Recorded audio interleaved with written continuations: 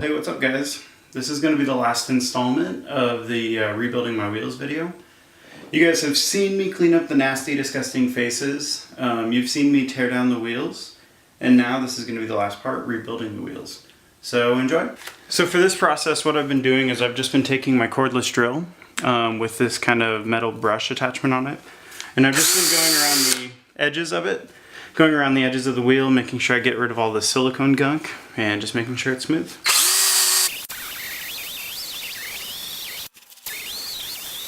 So now that I've gone around the outer edge with this little wire brush, I'm just going to take a little pad of, I think it's 220 grit sandpaper. Yeah, 220 grit sandpaper. Just go around the edges, making sure everything is really smooth, really clean down. That way you get a really clean seat and you don't have to worry about leaking at all. So I'm going to do that real quick.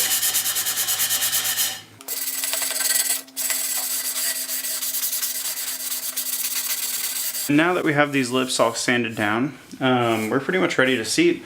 The only thing else left to do is just go around the edge here with kind of a rag or something, just to make sure you clean off all the dust and whatnot left by the sandpaper, and you're ready.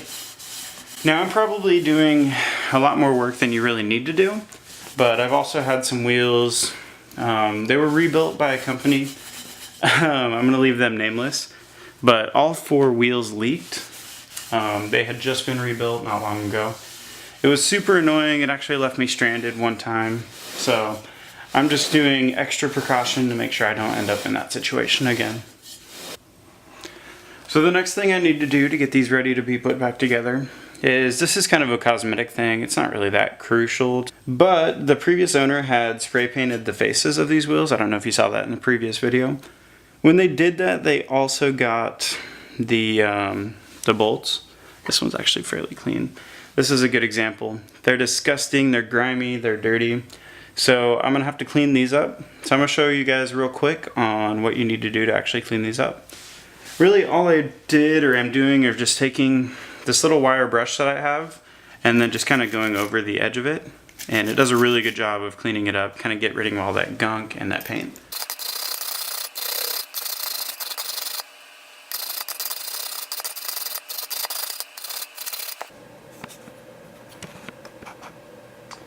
And after just a few passes with that brush, these are looking pretty dang nice.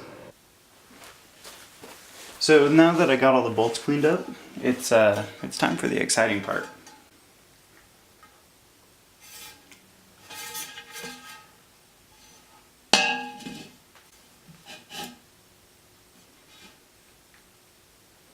So basically you just set the face on, you'll line up all the bolt holes.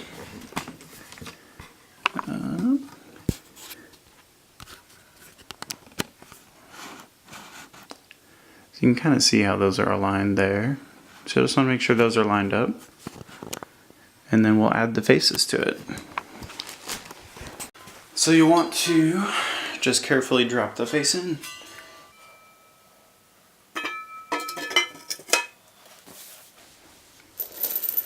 And then grab a couple of your bolts and get them through.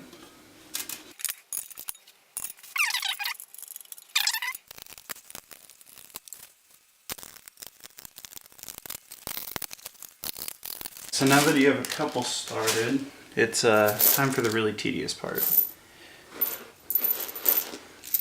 Taking all 40 of the bolts and putting them in.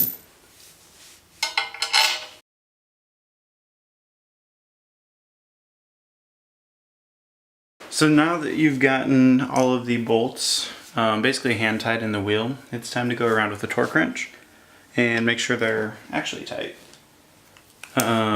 Definitely do some research to see what torque rating your wheels are set to.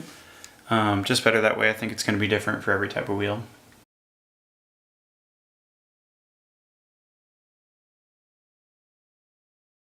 Alright, so now that those are torqued down to your desired spec, it's time to seal them. And then you'll just take your silicone. I'm personally using GE metal.